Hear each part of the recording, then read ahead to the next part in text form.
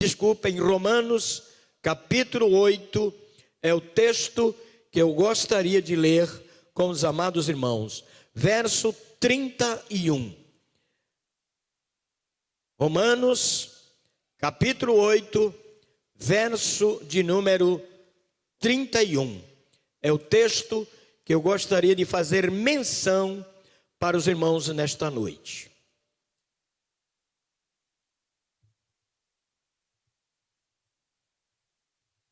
A partir do verso de número 31, assim está escrito: Que diremos, pois, à vista destas coisas? Se Deus é por nós, quem será contra nós? Aquele que não poupou o seu próprio filho, antes por todos nós o entregou, porventura não nos dará graciosamente com ele todas as coisas? Quem intentará acusação contra os eleitos de Deus? É Deus quem os justifica. Quem os condenará? É Cristo Jesus quem morreu, ou antes quem ressuscitou, o qual está à direita de Deus e intercede por nós. Quem nos separará do amor de Deus, do amor de Cristo? Será tribulação, ou angústia, ou perseguição, ou fome, ou nudez, ou perigo, ou espada?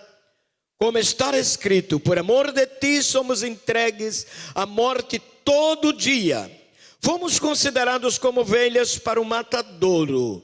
E agora a igreja leia comigo o verso 37.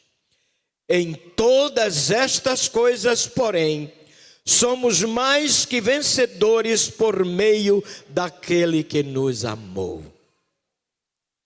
Amém? Vamos repetir?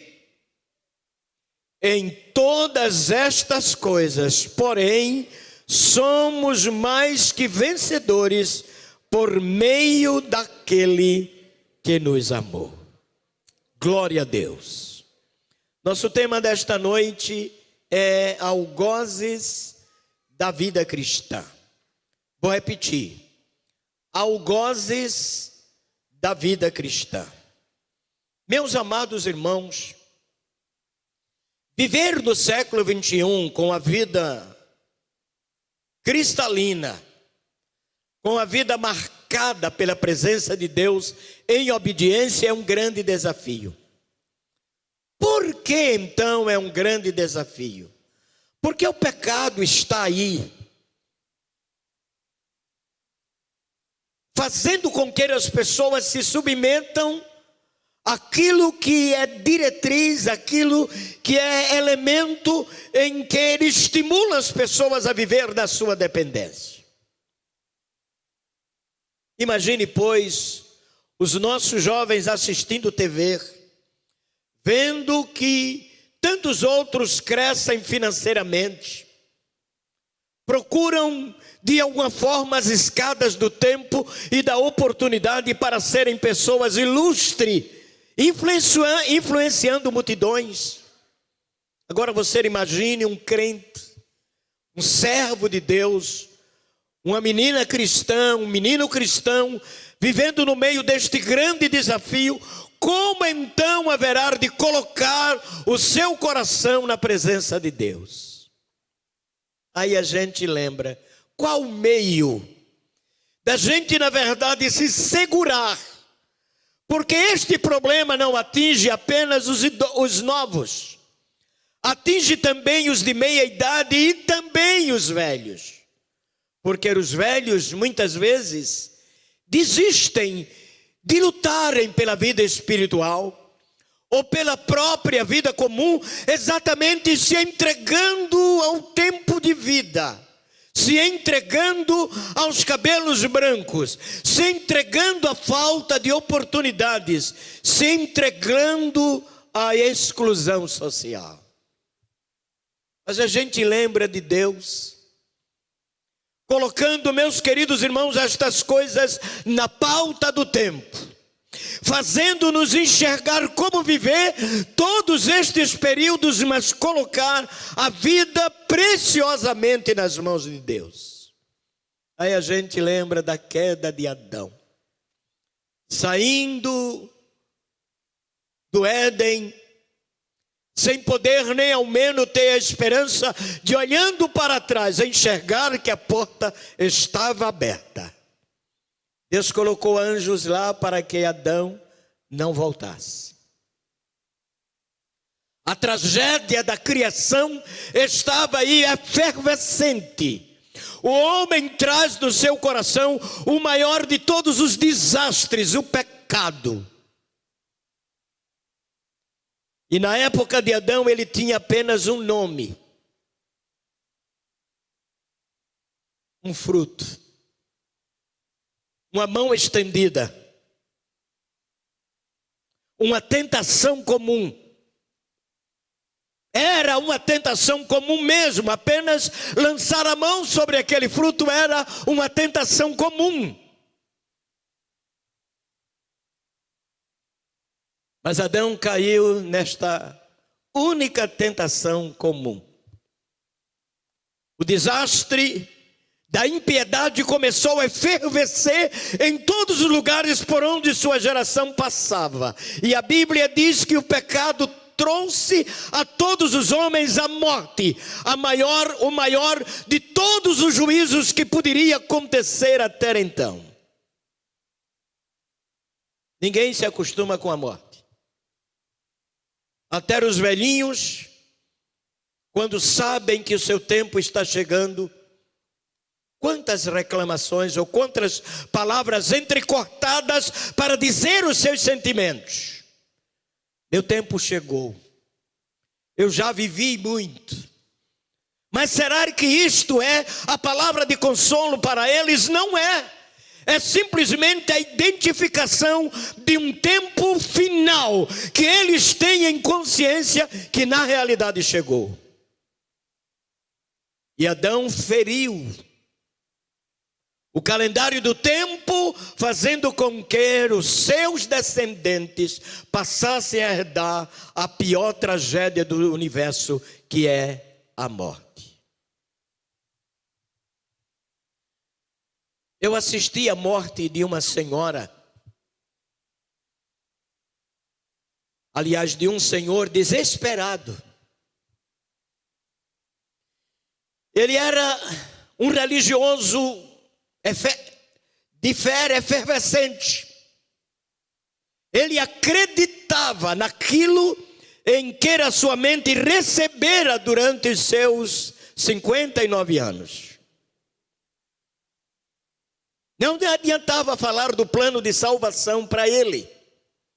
Ele acreditava que do jeito que nasceu, teria que morrer, e a sua religião era simplesmente dos seus ancestrais.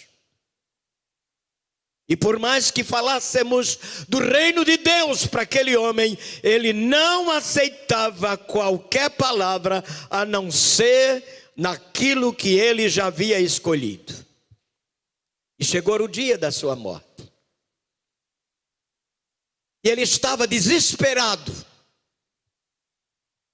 Ele não sabia de maneira nenhuma o que dizer a alguém em gratidão quando procurava consolá-lo. Ele estava desesperado. Até que lhe falamos que Jesus é o caminho, a verdade e a vida. E ninguém iria a Deus se não fosse por Jesus. Ele começou então a acalmar e as lágrimas correm no rosto. Ele disse: como é que esse negócio acontece? Eu disse: graças a Deus ele entendeu.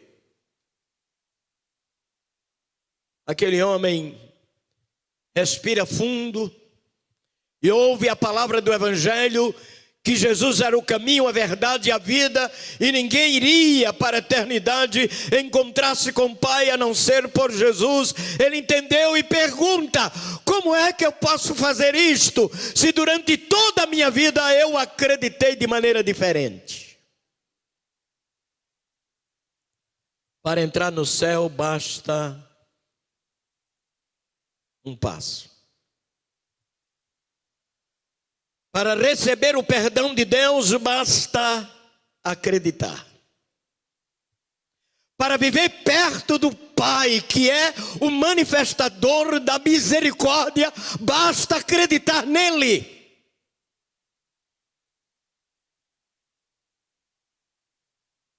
E aquele homem disse o seguinte: mesmo que ninguém acredite, eu estou arrependido. Aleluia. Mesmo que ninguém acredite, eu quero ir para Deus. Mesmo que ninguém acredite, eu quero o perdão dos meus pecados, porque durante todos os meus 59 anos, eu não acreditei de maneira nenhuma que Deus pudesse ser misericordioso comigo nem com ninguém. O texto que eu li, ele faz referência a este fato, mostrando, meus queridos irmãos, a realidade de vidas que estão à beira do abismo. Mas como escaparemos nós se não atentarmos para uma tão grande salvação? O reino precioso de Deus iluminou a mente daquele homem.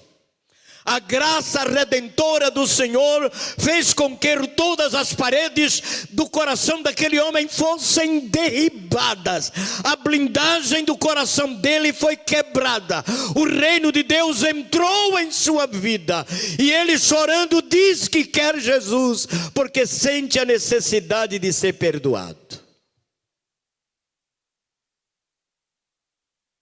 Você imagine o que teria acontecido no coração de Adão em ser colocado fora do Éden sem ter a permissão de voltar. Era inconsequente o seu pecado. A justiça de Deus estava, na verdade, ali em cima daquele homem, para dizer para ele que ele, na realidade, queria de alguma maneira quebrar o conceito precioso da ordem divina e ainda a si mesmo prevalecer.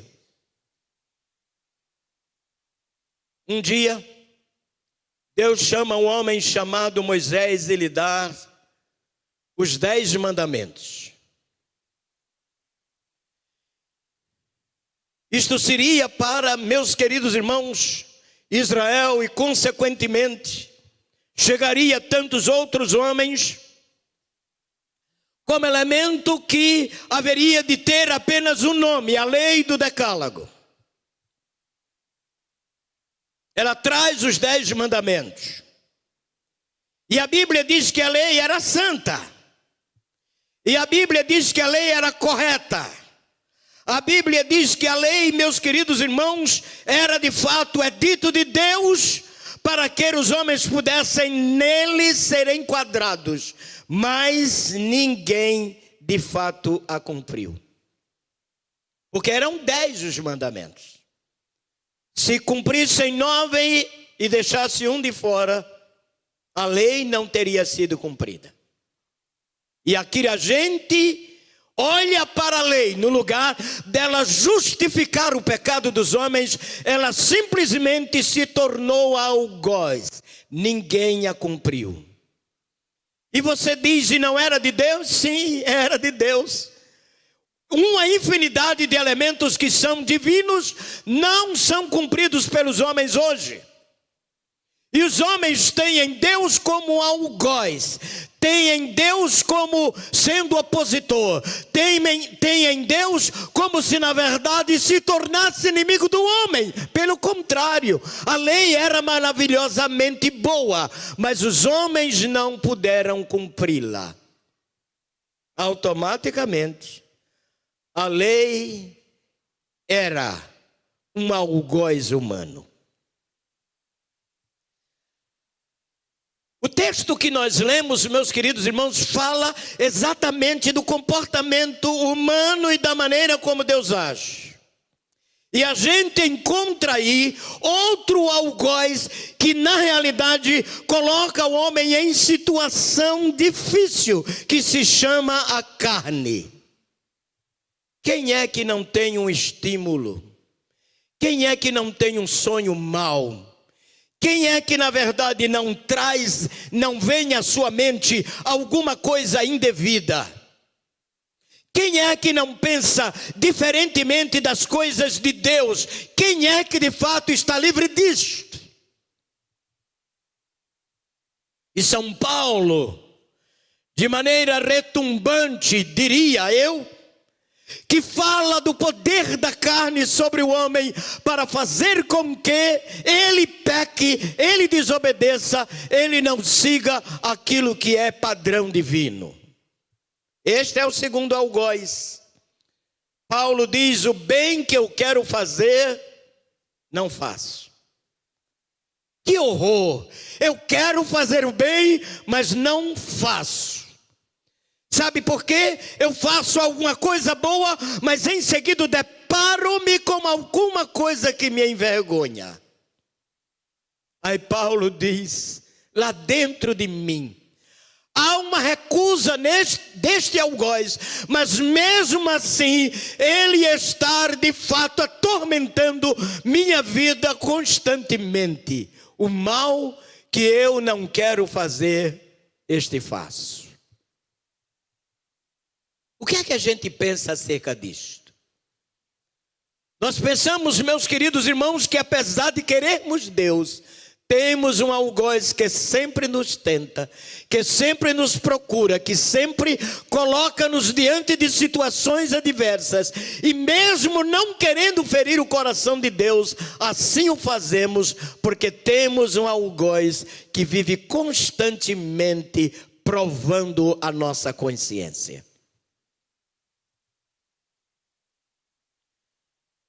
Esse texto me leva a pensar em algumas coisas que também amargam no coração da gente. E todos nós estamos dentro, meus queridos irmãos, desta linha propícia de desobediência. Esta linha que muitas vezes nos leva a termos tristeza no coração, mas de alguma maneira, constrangidamente, desobedecemos a Deus. Adão poderia de imediato voltar ao Éden, mas isso não lhe foi permitido. Quantas e quantas vezes, por um pecado apenas, por alguma coisa que nos constrange, queremos de alguma maneira voltar, mas a gente não tem coragem, mas a gente não tem sensibilidade, mas não há estímulo para isso, porque de alguma maneira esta coisa traz uma certa pressão na nossa vida social. Porque nós estamos sendo observados pelos homens. Deus é misericórdia, mas os homens são os nossos juízes. A lei se tornou algoz. E a Bíblia diz que a lei e os profetas vigoraram até João.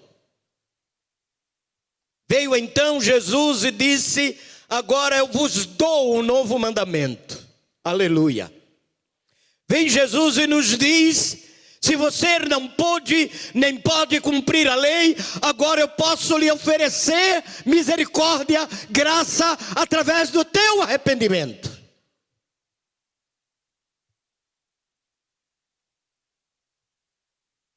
E Deus nos diz assim, sabe por quê? Porque você ainda tem outro algoz, que é o mundo. O mundo, meus queridos irmãos, nos oferece tudo que ele de fato já conseguiu produzir. Mas o mundo, na linguagem bíblica, não é de maneira nenhuma um agente de Deus. O mundo é exatamente um agente de liberdade.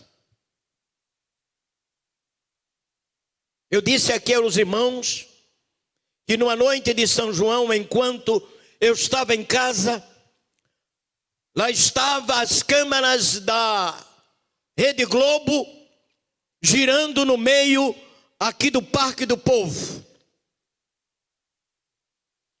E as câmeras estavam girando e, por incrível que pareça, uma delas parou exatamente num irmãozinho que vem aqui para a igreja. O que ele estava fazendo? Sentado ali numa cadeira tomando um guaraná? Não, ele estava dançando. O que é que o mundo nos oferece? A liberdade para que uma boa música faça com que a gente se desprenda em determinados momentos para satisfazer aquilo que está embutido dentro da gente. É tanto que as músicas alegres sempre nos estimulam a dançar. Começa pelo pé.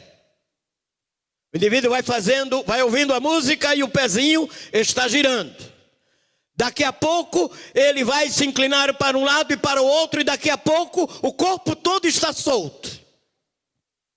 É um mundo, é a liberdade, é a alegria fugaz, que muitas vezes, meus amados irmãos e amigos, estão ali, grudadas na gente, coladas na gente, querendo de alguma forma saber a maneira como a gente vive diante de Deus. Como é que estamos vivendo? Se a lei era santa e se tornou algoz. Se a carne, meus queridos irmãos, é este invólucro que nos dá de fato a liberdade e também a capacidade de todos os movimentos e escolhas, e se tornou algoz. E agora o que fazer se o mundo todo também se tornou algoz contra a vida cristã? Lembra que eu falei do pastor escocês que viveu alguns anos na prisão? O seu mundo era simplesmente o mundo da solidão.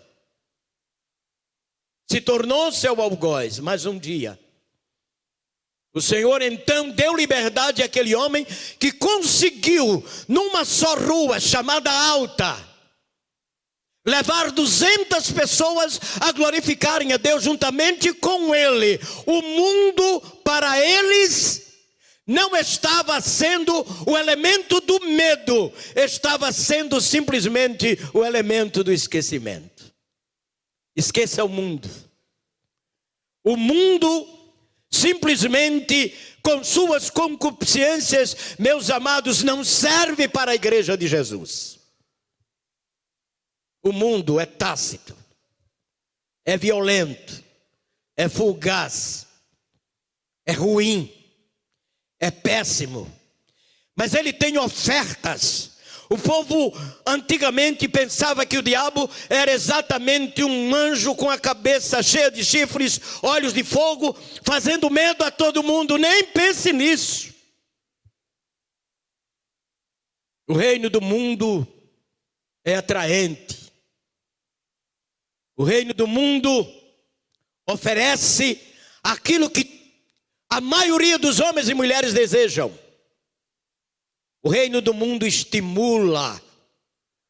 O reino do mundo aquece o coração das pessoas e as faz esquecer de Deus. Este é um dos algozes muito discreto. Ele vai se apresentando modestamente. Você não viu que existe por aí uma moda, e até os crentes também usam, de calça rasgada? É horrível isso, mas os crentes também usam.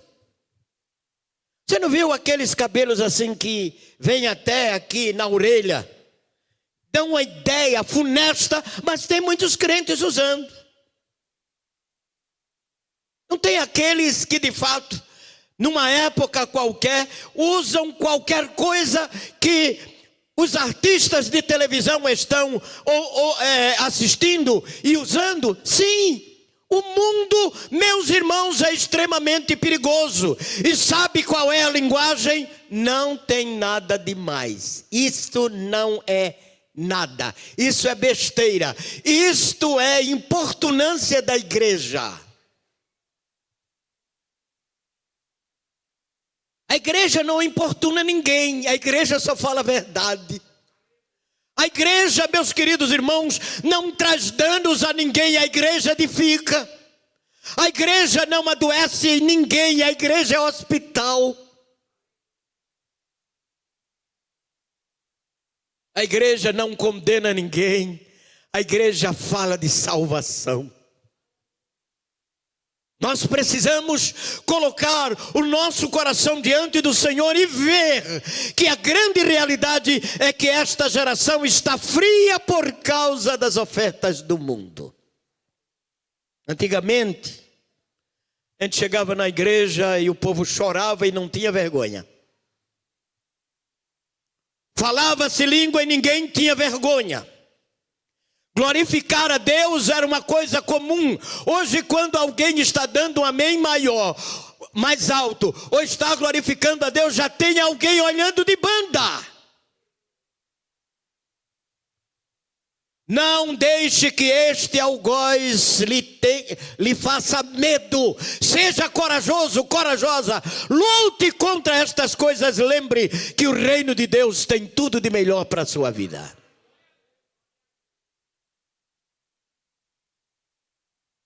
O mundo, meus queridos irmãos, é este vasto ambiente. E no seu salão tem tudo em que os homens precisam. Eu estava certa vez numa reunião de cristãos, quando foi sugerido, aliás, quando eu cheguei aqui, um grupo de jovens que eram do grupo de louvor me chamaram lá no gabinete para dizer: graças a Deus, chegou um pastor aqui mais novo, que vai exatamente nos apoiar num tipo de música que nós queremos. E eu estava lá calado, eu sempre gosto de ouvir para depois falar. É o que a Bíblia ensina, a gente deve ser tardio em falar. E a igreja só tinha aqueles irmãos, não tinha mais ninguém. E a maioria deles eram de famílias que tinham de fato nomes e poder aqui na igreja. E eles disseram assim: nós queremos, pastor, que o Senhor nos apoie, porque a gente quer revolucionar. A gente quer fazer com que essa igreja seja uma igreja que se alegre, que pule, que faça e aconteça. A gente quer músicas realmente diferentes. E disseram uma, reggae. Não sei nem que troço é esse. Eu disse: está bem, é isso que os irmãos querem? Aí eles ficaram felizes, porque eu disse: está bem, é isso que os irmãos querem? É isso mesmo. Nós não queremos de maneira nenhuma viver amordaçados, fazer com que a nossa capacidade de abençoar a vida da igreja esteja realmente presa aos conceitos. Aí eles meteram o pau em A e B e C e tal.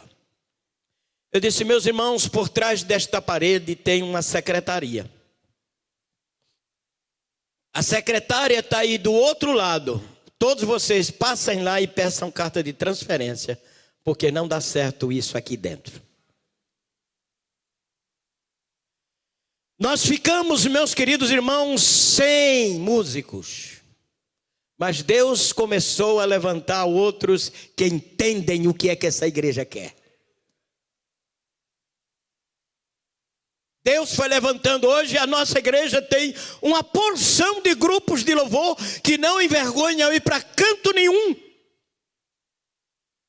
que motivam a igreja, que adoram ao Senhor com a igreja, dentro exatamente de um padrão que não vai dizer a ninguém que aquilo que eles cantam não é hino a Deus, é música do mundo. Não é.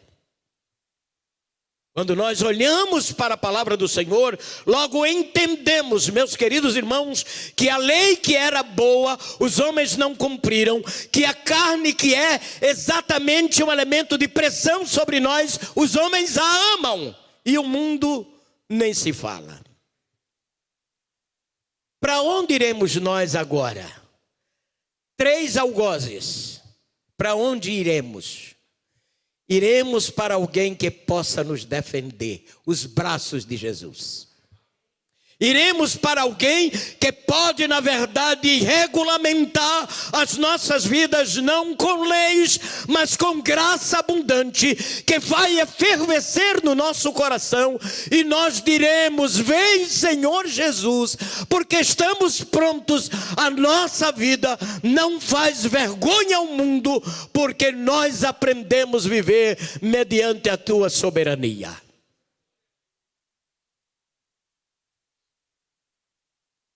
Meus irmãos amados, se nós na verdade precisamos urgentemente do Senhor,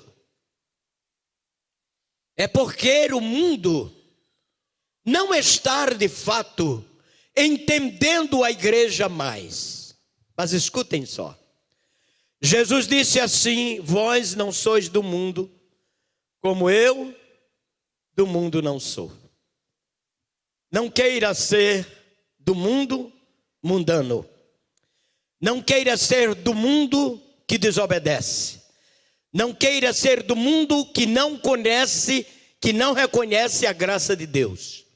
Não queira ser do mundo que só lhe estimula a estar distante daquilo que vai trazer ao seu coração graça abundante. Queira simplesmente lembrar do que Jesus disse: nós somos lá de cima, não somos daqui, somos lá de cima. Lá de cima veio aquele que não é algoz, aquele que é redenção, aquele que é salvação, aquele que faz com que o coração do mundo, do homem, passe então a viver uma dimensão e um conceito diferente. E eu encerro dizendo algo que Jesus disse: vinde a mim, todos os que estáis cansados e oprimidos. A lei lhe cansou? É bem possível, você não a cumpriu. A carne lhe cansou? É bem possível, você é cidadão do céu. Você não é cidadão de Campina Grande, você é cidadão do céu. O mundo lhe cansou? Cansou sim, porque ele lhe ofereceu tanta coisa, mas nenhuma delas presta para a sua vida. Nada que o mundo nos oferece é útil para a nossa fé. O mundo oferece liberdade, sim. E terminando com o irmãozinho que estava lá na festa do São João, quando eu pensei que poderia ter me enganado, Deus é tremendo. A câmera girava e parava nele. A câmera girava e parava nele. Eu dizia: esse aí não se esconde de jeito nenhum. Se não se escondeu da minha vista, imagine a partir da hora que ele saiu de casa para lá com a esposa para dançar um chachado, seja lá o que for. Queridos, o mundo não serve para a gente. Nós precisamos estar de malas arrumadas para ir embora. Precisamos, meus queridos irmãos, estar prontos para a grande realidade. A trombeta de Deus vai tocar. A igreja do Senhor vai subir. O mundo não serve para nós, amados irmãos. Quantas vezes o mundo nos oferece tanta coisa bem discreta que a gente acha que está certo. A liberdade do mundo é prisão da alma. É prisão do sentimento das coisas preciosas de Deus. A liberdade do mundo transgride a santidade de Deus. Vamos ser amigos de Deus, pertinho de Deus. Como na realidade, meus queridos irmãos, a gente ler o Salmo 136 e ver Deus sendo louvado tantas e tantas vezes, em uma repetição, em um coro profundo, dizendo: porque a sua misericórdia não tem fim. O que fazer com a misericórdia de Deus que nos presenteou a salvação? O que fazer com esta graça que borbulha no nosso ser e diz para a gente: você pertence ao céu? O que fazer com as ofertas gloriosas de Deus que nos alimentam cada dia? O que fazer com aquilo, meus queridos irmãos, que só nos abençoa? É uma escolha, é uma decisão, é algo a ser medido, é algo a ser considerado. Ame ao Senhor, ame ao Senhor, ame ao Senhor. A lei passou, a carne simplesmente ainda hoje nos tenta. O mundo cada dia nos oferece tudo aquilo que ele tem, mas Jesus diz: vinde a mim. Vamos ficar de pé.